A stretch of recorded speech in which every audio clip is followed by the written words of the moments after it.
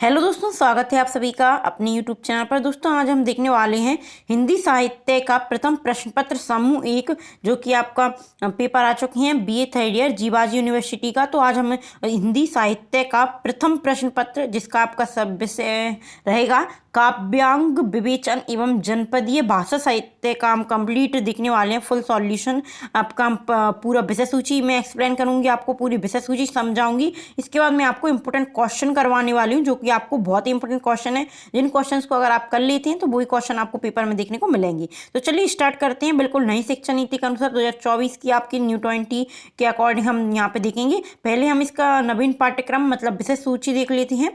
पहला है आपका यहाँ पे काव्यांक विवेचन एवं जनपदीय भाषा साहित्य। आपका ये साहित्य हिंदी साहित्य की प्रथम प्रश्न पत्र का आपका नाम है ये। तो काव्य शास्त्रीय अवधारणा, जिसमें आपको पढ़ना पड़ेगा काव्य लक्षण, काव्य प्रयोजन और काव्य हेतु। इसके बाद आपका रहेगा इकाई 2, जो कि है हमारी काव्य की प्रमुख अंक, जैसा कि रस विवेचन, अलंकार। अलंकार में आपको उपमा, उत्प्रेक्षा, रूपक, यमक, श्लेष, अनुप्रास आदि अलंकार देखना पड़ेगा। इसके बाद आती है आपकी शब्द शक्ति। इसके बाद काव्य गुण, छंद, छंद में दोहा, शोर, ठा, चौपाई, कवित्त, सवैया, आपके सभी प्रकार के छंद आ जाते हैं। इसके बाद इकाई 3 आती है, जो कि है आपकी जनपदीय भाषा, जैसे कि हमारी बुंदेली संबंधित यहाँ पर क्वेश्चन रहेगा। जनपदीय भाषा का भौगोलिक क्षेत्र विस्तार, जनपदीय भाषा बुंदेली की ऐतिहासिक पृष्ठभूमि और जनपदीय भाषा का इतिहास आपको बताना है। जनपदीय भाषा साहित्य का इतिहास आपको यहाँ पे बताना है, मतलब बुंदेली भाषा से आपको संबंधित सब पूरी जानकारी आपको यहाँ पे बताना है। इसके बाद इकाई 4 आती है, जो कि है जनपदीय भाषा की प्रतिनिधि रचनाकार एवं रचनाएं। तो पहला रहेगा आपका वाला बुंदेली भाषा और इतिहास प्रमुख कवि करना है आपको, व्याख्या एवं समीक्षाएं करनी है उनकी। इसके बाद जगनित हो जाएगा, यहाँ पे आल्हा खंड हो जाएंगे, अंश सुमिरन करके नारायण को। ईशुरी में आ जाएगा आपका वंदना, भक्ति पंख फाके, प्रकृति परक फाके, लोक के जीवन की चौकड़ियाँ आ जाएंगे इनमें, जैसा आशा उड़ चल रदीक, ब्रानी शबरत जात सुखानी, इस प्रकार रहेगा आपका। इसके बाद संतोष सिंह बुंदेला आ जाएगा, यहाँ पे माधव शुक्ल मनोज जाएंगे, जिनकी आपको यहाँ पे रचनाएं और कविताएं दी गई हैं, जैसे अंगना के फूल खिला, जाइयो, कब से देखूं बाट पिया की, फागुन आ गयो, नीले बसंती आ गए दिन, बड़ी रसीली का गई रातें।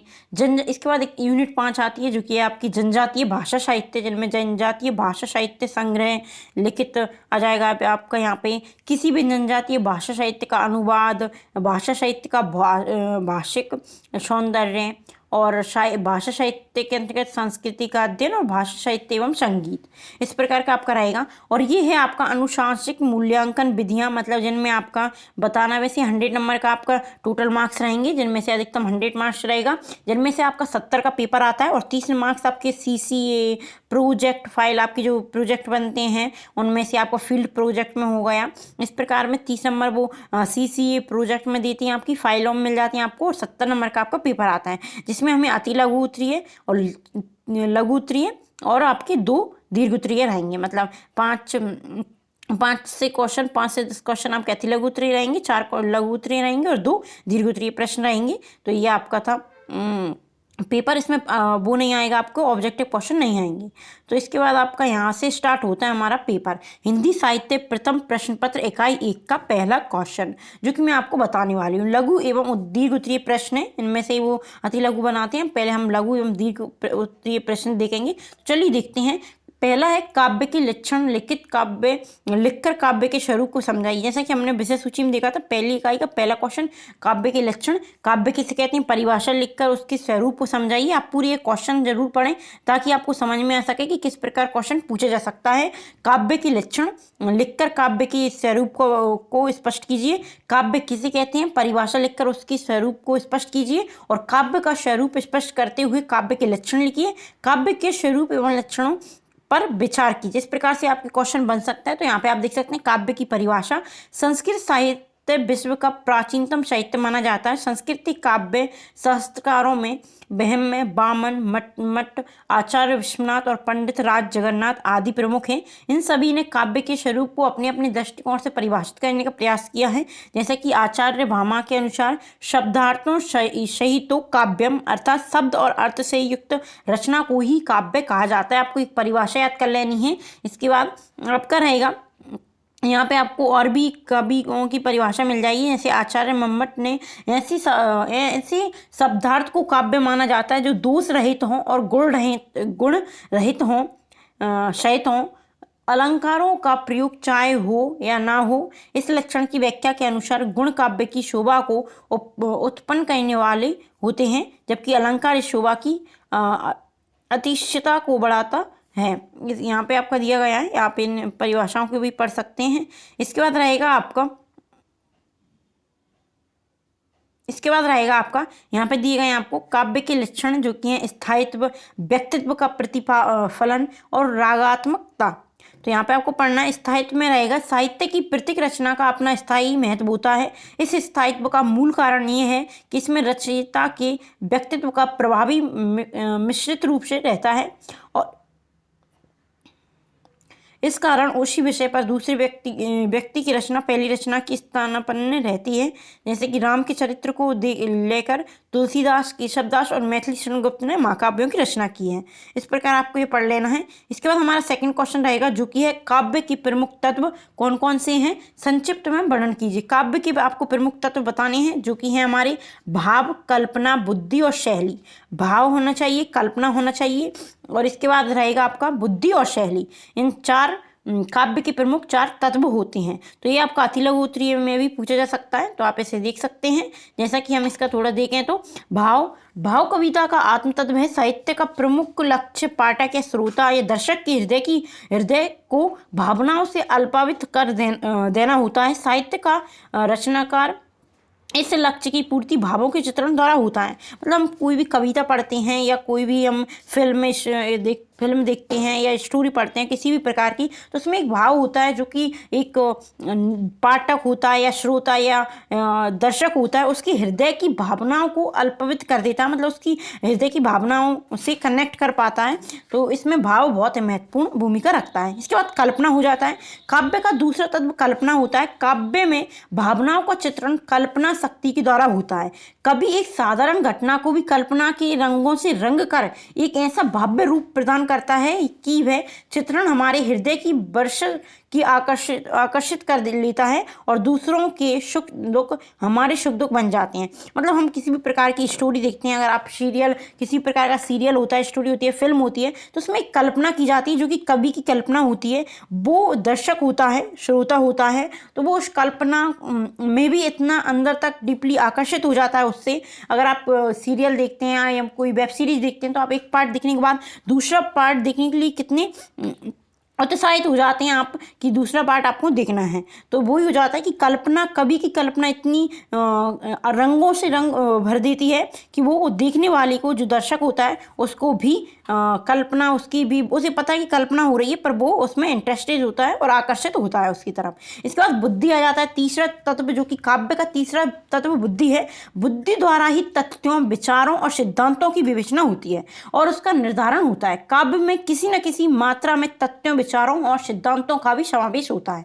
इसलिए बुद्धि के अभाव में कोरी भावनाओं का स्पंदन दुखी व्यक्ति की चीत्कार के समान हो जाता है, क्योंकि बुद्धि की भावनाओं को विचारों की माला में गूंथ कर उन्हें काव्य रूप प्रदान करता है। अब हम किसी भी प्रकार की स्टोरी देखते हैं, फिल्म देखते हैं, किसी भी प्रकार का कुछ भी हम जो देख रहे हैं, शॉर्ट फिल्म देख रहे हैं या फिल्म देख रहे हैं, तो उसमें ऐसा नहीं है कि वो बुद्धिहीन हो। मतलब एंटरटेन के पर्पज से देखा जाता है, एंटरटेनमेंट के पर्पज से देखा जाता है।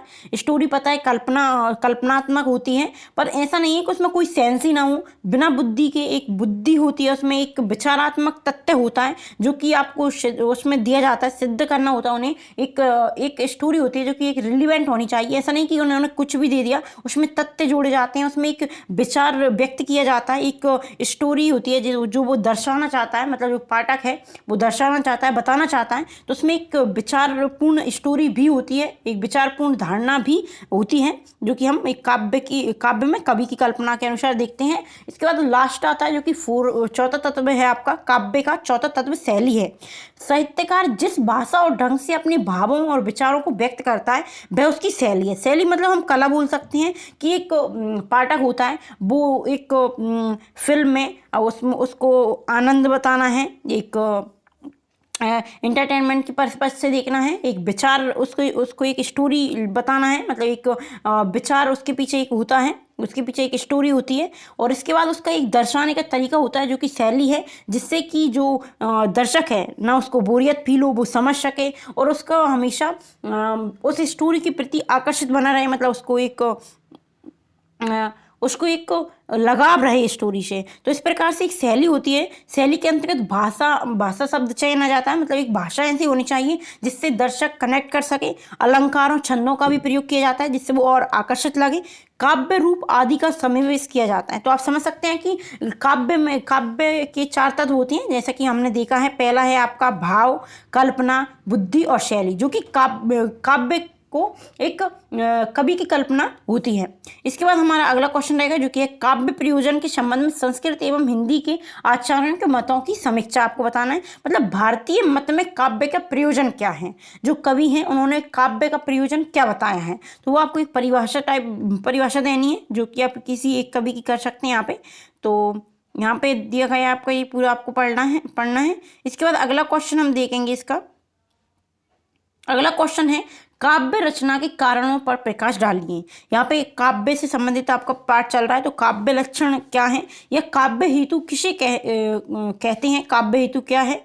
तो इस प्रकार को आपको क्वेश्चन करना है। ये पूरा कवि कर्म को काव्य कहता है, मतलब जो कवि है वो कर्म जो करता है उसको ही काव्य कहा जाता है। काव्य एक ऐसी कृति है जिसके लिए कोई ना कोई कारण या हेतु अनिवार्य होता है। काव्य हेतुओं से तात्पर्य है काव्य रचना के कारण, जैसे प्रतिभा, व्युत्पत्ति आदि। दूसरे शब्दों में हम कह सकते हैं कि काव्य हेतु वह शक्ति है जिसे कवि काव्य की रचना करने में सामर्थ्य है। संस्कृत काव्य शास्त्र में भामा सबसे पहले आचार्य हैं जिन्होंने काव्य हेतुओं का विवेचन करते हुए प्रतिभा को काव्य हेतु कहा है। इस प्रकार आपको ये पूरा पढ़ लेना है। इसके बाद हमारा अगला क्वेश्चन हम देखेंगे जो कि है अपना इकाई 2 आ जाएगी। यहाँ पे इकाई 1 में हमने देखा है पूरा काव्य पढ़ लिया। इकाई 2 में हम पढ़ेंगे रस। मैंने आपको विषय सूची बताई थी पहले, जिसमें हम पहले में देखा था काव्य के लक्षण, काव्य हेतु। इस प्रकार काव्य से संबंधित क्वेश्चन थे। इकाई 2 में हम देखेंगे रस, अलंकार, छंद। इस प्रकार से क्वेश्चन देखेंगे जो कि लघु एवं दीर्घ उत्तरीय प्रश्न करेंगे हम। इनमें से ही आपको अति लघु उत्तरीय प्रश्न मिल जाएंगे। तो आपको लघु और दीर्घ उत्तरीय प्रश्न करना है। इसमें ऑब्जेक्टिव आपके रहते ही नहीं, सब्जेक्टिव क्वेश्चन रहने वाले हैं। तो इसका हम कंप्लीट देखेंगे। अगली वीडियो में हम इसका इकाई 2 देखेंगे। इसके पूरे कंप्लीट मैं पेपर भी करवाऊंगी, इसके प्रीवियस पेपर भी करेंगे हम, और इसका देखेंगे पूरा इकाई 2 से 5 तक पूरा कंप्लीट करेंगे। इकाई 1 आज हम कंप्लीट कर चुके हैं। तो दोस्तों वीडियो कैसी लगी कमेंट करके जरूर बताइए, और अपनी दोस्तों के साथ ये वीडियो शेयर जरूर करें, क्योंकि मैंने इसमें आपको पूरा पेपर किस प्रकार आता है, आपका पेपर कितने नंबर का आता है, और इसमें विषय सूची हमने कंप्लीट देखी है। प्रथम प्रश्न पत्र था आपका हिंदी साहित्य का। तो चलिए मिलते हैं अगली वीडियो में। अगर आपने अभी तक चैनल को सब्सक्राइब नहीं किया तो चैनल को सब्सक्राइब जरूर कर लें और बेल आइकन प्रेस करना ना भूलें, ताकि इसके इकाई 2 देखें हम तो उसकी वीडियो आए तो आपको नोटिफिकेशन मिल जाए। तो चलिए मिलते हैं अगली वीडियो में। धन्यवाद।